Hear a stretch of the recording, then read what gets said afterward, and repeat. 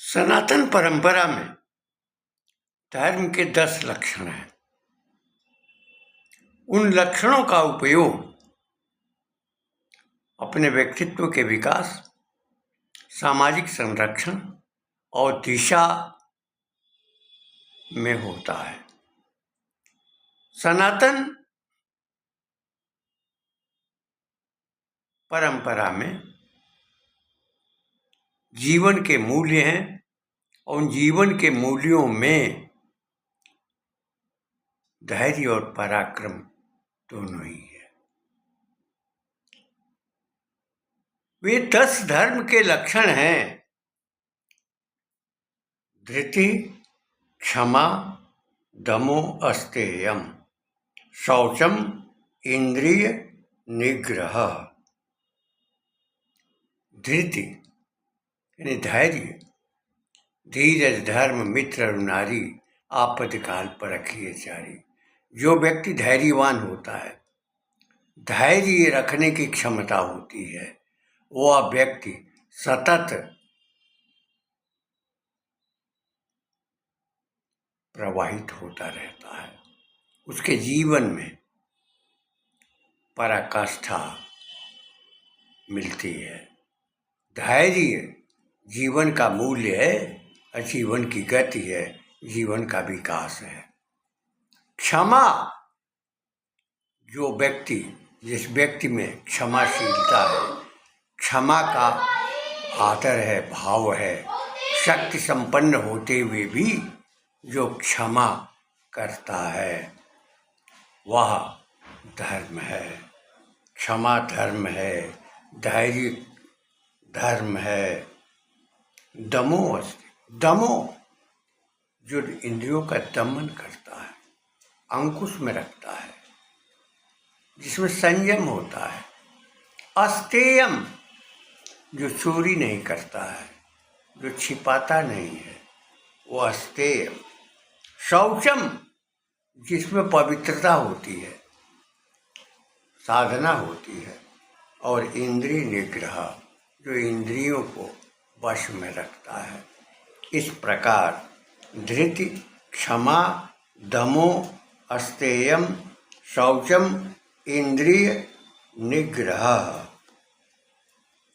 इसके अतिरिक्त वे धर्म हैं तो धीर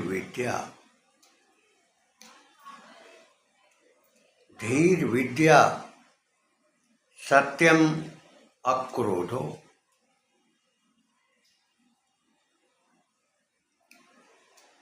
दशकम धर्म लक्षण, ये 10 धर्म के लक्षण है। अवस्थी जी कहते हैं कि धर्म के 10 लक्षण हैं: धैर्य, क्षमा,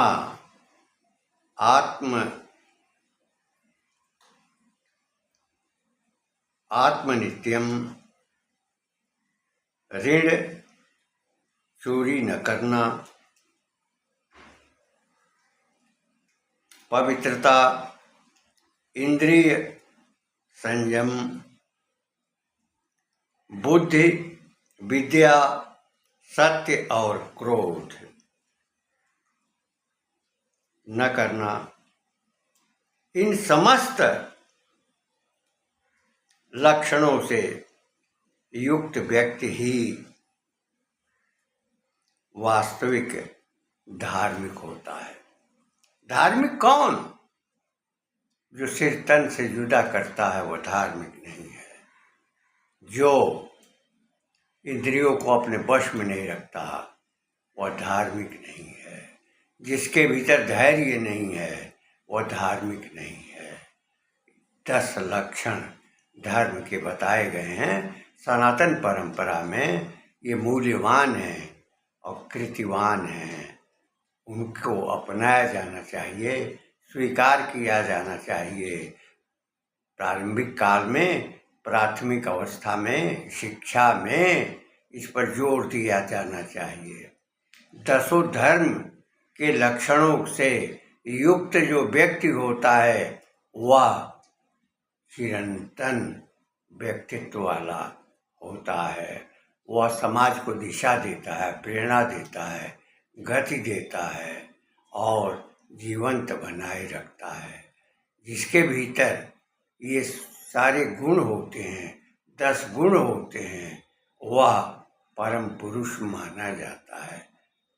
अतीत में जितने भी महापुरुष हुए हैं, उन्होंने धैर्य रखते हुए जीवन को जिया है, पराक्रम किया है, क्षमा भी की है और साथ ही उन्होंने आत्मनियंत्रण की प्रवृत्ति भी अपने भीतर रखी है।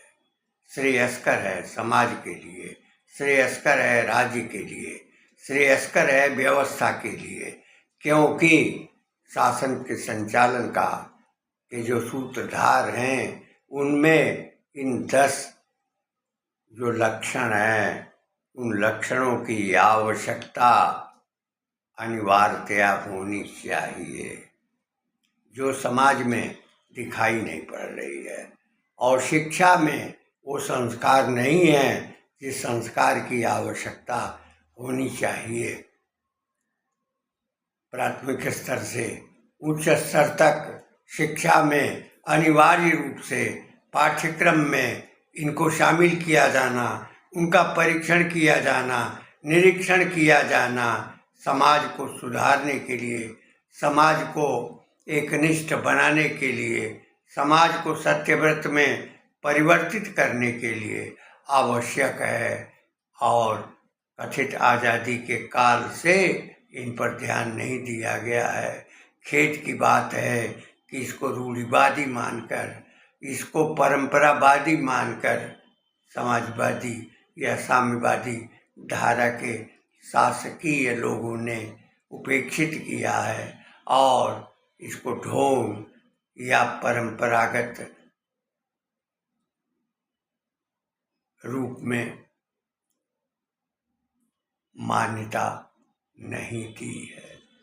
इन शब्दों के साथ मैं अपनी वाणी को विराम देते हुए अवस्थी जी को साधुवाद कहता हूँ कि वे समाज के बच्चों में, समाज के लोगों में, समाज के प्रौढ़ लोगों में, समाज के शासकीय वर्ग के लोगों में ये लक्षणों का उपयोग होना चाहिए, क्योंकि वृद्धावस्था में भी जो नेतृत्व करते हैं शासन का, उसमें भी इनकी हीनता दिखाई पड़ती है, जिसके कारण समाज प्रदूषित हुआ है।